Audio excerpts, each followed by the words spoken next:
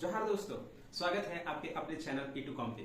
एक लंबे समय के बाद वीडियो को अपलोड कर रहा हूँ, इसके लिए मैं माफी चाहता हूँ आप लोगों से। लेकिन आप लोगों के लिए एक बहुत ही बड़ी खुशखबरी लेके आया हूँ। जितने भी लोगों ने ई कल्याण का फॉर्म भरा है, तो आप लोगों को शायद पता होगा कि कल्याण मंत्रालय ने जो स्कॉलरशिप की बात की थी, अब उसको रोल आउट कर रहे हैं। यानी जो भी बच्चे स्कॉलरशिप को भरे थे, अब उन लोगों का स्कॉलरशिप के जो अमाउंट है वो उनके अकाउंट में क्रेडिट किया जा रहा है। ये इस पहला स्टेप स्टार्ट हो चुके हैं। यानी जिन्होंने पहले स्टेप में अपना फॉर्म को भरा था, उन लोगों का अमाउंट अब धीरे धीरे आना शुरू हो गया है उनके बैंक अकाउंट पे। तो इसी से रिगार्डिंग जो है आप लोगों को एक महत्वपूर्ण जानकारी मैं देना चाहता हूं कि अगर आप लोगों को याद होगा, जब आप लोगों ने फॉर्म भरा था तो उसमें आप लोगों ने किसी भी प्रकार का बैंक डिटेल्स को ऐड नहीं किया था। इसके बावजूद भी कल्याण मंत्रालय ने आपको कहा था कि आप लोगों के अकाउंट में पैसा भेज दिया जाएगा। दरअसल बात यह है कि आपके आधार नंबर जो उन्होंने लिया था, उससे के माध्यम से आपके अकाउंट में जो आपका आधार नंबर जुड़ा हुआ है उससे वो पता करेंगे और उस अकाउंट में आपका बैलेंस भेज देंगे।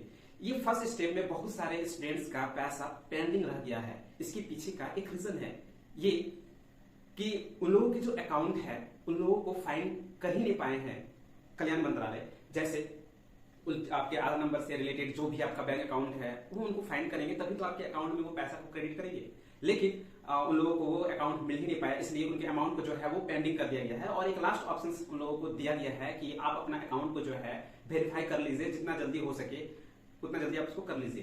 तो ये प्रॉब्लम्स आप लोगों के साथ ना आए, इसके लिए मैं ये वीडियोस को आप लोगों के साथ शेयर करना चाहता हूं और बताना चाहता हूं कि कैसे आप जाने कि आपका अकाउंट आधार के साथ लिंक है या नहीं है, या फिर इसको कैसे लिंक करें। पूरा डिस्क्रिप्शन के साथ आपको ये डिटेल्स मैं आपको दूंगा। तो इसको जानने के लिए सबसे पहले आप लोगों को एक काम करना है कि आपका जो अकाउंट है उसका केवाईसी कंप्लीट है या नहीं है, इसका आपको इंफॉर्मेशन रखना पड़ेगा। या फिर आप अगर करवा लिए हैं तो फिर बहुत अच्छी बात है कि आपका आधार अकाउंट के साथ लिंक हो चुका है। केवाईसी याद रखिए, केवाईसी जो है आपका बैंक में होना चाहिए। ये बहुत ही ज्यादा जरूरी है। ऑलमोस्ट जो है हर एक अभी न्यू अकाउंट हो तो उसमें ऑटोमेटिक जो है वो आपके आधार और पेन के साथ जब उसको ओपन करते हैं तो वो लिंक हो जाता है। लेकिन बहुत व्यक्तियों का ऐसा अकाउंट है जो बहुत पहले अपने अकाउंट खुलवा लिए हैं, उस वक्त वो उनका आधार का रिक्वायरमेंट नहीं पड़ा होगा और आधार वो नहीं दिए हैं। वैसे केसेस में आपका केवाईसी नहीं हुआ होगा, या फिर बाद में भी जब आप लोगों को नोटिफिकेशन दिया गया हो कि आप अपना अकाउंट को केवाईसी करवा लीजिए यानी आधार के साथ जोड़ लीजिए और आप लोगों ने नहीं किया है, तो फिर भी आपका केवाईसी नहीं हुआ होगा। इसके लिए सबसे पहले आपको अपना आधार कार्ड लेके, यानी आधार कार्ड का जो जेरोक्स है उसको, और अगर आपके पास पैन कार्ड है यानी आप 18+ हैं तो आपके पास पैन कार्ड होगा, तो पैन कार्ड जो है उसको लेके आप अपने बैंक में जाइए और वहां पे केवाईसी का एक फॉर्म आएगा, उस फॉर्म को फिलअप करके आप उसको सबमिट कर दीजिए। आपका अकाउंट केवाईसी हो जाएगा, यानी आपका अकाउंट जो है आधार के साथ लिंक हो जाएगा। तो बहुत सारे ऐसे भी स्टूडेंट्स हैं जिनको डाउट है कि मेरा अकाउंट केवाईसी है या नहीं है, इसको हम कैसे जानें। तो इसका भी एक रास्ता है, बहुत ही सिंपल सा रास्ता है। इसको कैसे हम लोग फाइंड आउट करें कि मेरे अकाउंट केवाईसी से है या नहीं है, कंप्लीटेड है या नहीं है, इसकी जानकारी मैं आप लोगों को लाइव दिखाऊंगा अभी कि कैसे इसको हम लोग चेक कर सकते हैं। तो चलते हैं हम लोग अपने कंप्यूटर स्क्रीन पे।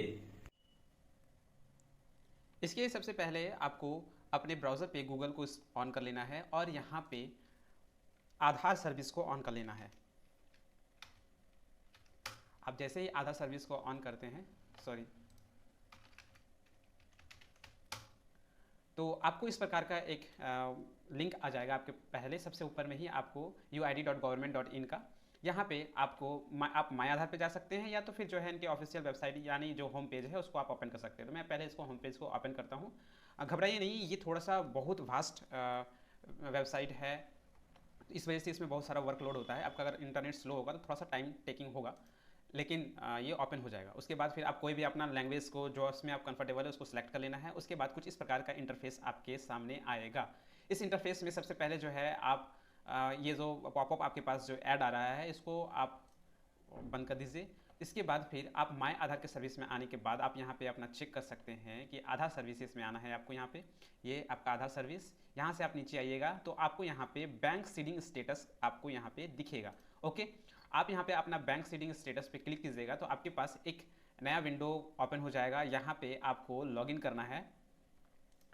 आप जैसे ही लॉगिन कीजिएगा तो आपको यहाँ पे आपका आधार कार्ड का नंबर और यहाँ पे जो इसके अंदर का जो कैप्चा है इसको आपको यहाँ पे डालना है, फिर सेंड ओटीपी करना है। सेंड ओटीपी आप जैसे खींचेगा तो यहाँ पे एक ओटीपी आएगा, उस ओटीपी को यहाँ पे फिल करके लॉगिन कर लेना है।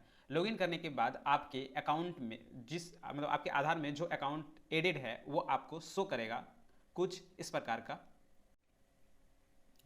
आप जैसे ही ओटीपी डाल के इसको लॉगिन कीजिएगा तो आपके पास जो है ये इंटरफेस ओपन हो जाएगा। आपको यहाँ पे कहीं पे कुछ नहीं करना है, आप सीधे अपना बैंक सेटिंग स्टेटस पे आइएगा और यहाँ पे जैसे ही आप क्लिक कीजिएगा तो आपको यहाँ पे आपका अकाउंट शो करवा। अगर यहाँ पे टिक लगा हुआ है इसका मतलब आपके आधार कार्ड जो है वो बैंक के साथ ऐड है। देखिए ये मेरा आधार कार्ड का लास्ट 4 डिजिट का नंबर शो कर रहा है। उसके बाद फिर ये मेरा बैंक नेम कि किस बैंक के साथ जुड़ा हुआ है, लास्ट अपडेट कब का है वो आपको यहाँ पे दिखाएगा, ये एक्टिव है या नहीं है, वहाँ पे टिक रहेगा। इसका मतलब ये है कि आपका अकाउंट जो है बैंक के साथ वो सीड है, यानी वो उसके साथ लिंक है। अगर कोई भी अमाउंट आपके अकाउंट में आएगा तो इस अकाउंट पे जो यहाँ पे अकाउंट का नाम शो कर रहा है उसमें आएगा। आप लोगों ने देखा कि किस प्रकार से आप जान सकते हैं कि आपका आधार किस बैंक के साथ जुड़ा हुआ है और किस बैंक से नहीं जुड़ा हुआ है, या फिर नहीं जुड़ा हुआ है तो उसको कैसे जोड़ना है। ये पूरा प्रोसेस आप लोगों को मैंने बताया। लेकिन आपको ये चीज चेक करने के लिए सबसे पहले आपका एक और काम करना पड़ेगा कि अगर आपका आधार कार्ड में फोन नंबर ऐड नहीं है तो फिर आप ये चीज नहीं देख सकते हैं। इसके लिए सबसे पहले जो है आपका आधार कार्ड में फोन नंबर का ऐड होना जरूरी है, अदरवाइज आप वो चीज नहीं देख सकते हैं। वो इसलिए क्योंकि आपका जो आधार कार्ड पर आप लॉगिन कीजिएगा उसमें आपका ओटीपी जाएगा। विदाउट ओटीपी आप अपने आधार कार्ड को लॉगिन नहीं कर सकते हैं, ओटीपी से ही लॉगिन कर सकते हैं। और उसको लॉगिन करने के लिए सबसे पहले आपको अपने आधार सेंटर में जाके आपका जो फोन नंबर है उसको आप ऐड करवाइए। उसके बाद फिर जो जैसे आप ऐड करवाइएगा तो कुछ दिनों के बाद वो ऐड हो जाएगा और फिर आपका जनरली जैसे ओटीपी आता है वैसे फिर ओटीपी आएगा और बाकी सारा प्रोसेस आप कर सकते हैं। देखिए फोन नंबर का ऐड होना आधार कार्ड में बहुत जरूरी है और ये कंपलसरी भी है, क्योंकि बहुत सारे ऐसा वर्क है जो आप लोगों को करना पड़ेगा जो आपके आधार से रिलेटेड है और आपको उसको लिंक करवाना पड़ता है या फिर कहीं पे कुछ भी है तो वो ओटीपी जो है आपके आधार कार्ड के ऑथराइज पे ही आता है। तो इसीलिए जो है आपको जो आपके आधार कार्ड है उसमें फोन नंबर ऐड करवाना बहुत ज्यादा जरूरी है। अगर आप नहीं करवाए हैं तो प्लीज आप जल्दी करवा लीजिए। इस प्रकार के और भी कुछ भी इंफॉर्मेशन हो या फिर बहुत सारे ऐसी जगह पे जहाँ पे आपको पता करना हो कि आपके आधार कार्ड से क्या क्या चीजों को है, और बहुत सारे छोटे छोटे फीचर्स जो हैं जो आप अभी नहीं तो इन फ्यूचर जो है आप उसका यूज ले सकते हैं। जैसे इसको लॉगिन करके आप अपना पीवीसी कार्ड वगैरह जो है वो सब आप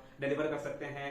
और भी बहुत सारे छोटे छोटे काम है जो है, और इन फ्यूचर हो सकता है कि अगर आपको अथराइज मिले तो आप अपना आधार कार्ड का फोटो जो है वो अपने हिसाब से आप उसको चेंज भी कर सकते हैं, एड्रेस को भी चेंज कर सकते हैं वगैरह वगैरह। कुछ मिस्टेक्स हो उसको ये करवा सकते हैं। तो इसके लिए जो है आपको आपके आधार में फोन नंबर ऐड होना बहुत ज्यादा जरूरी है। तो बहुत बहुत धन्यवाद आपका पूरा वीडियो देखने के लिए and thank you so much.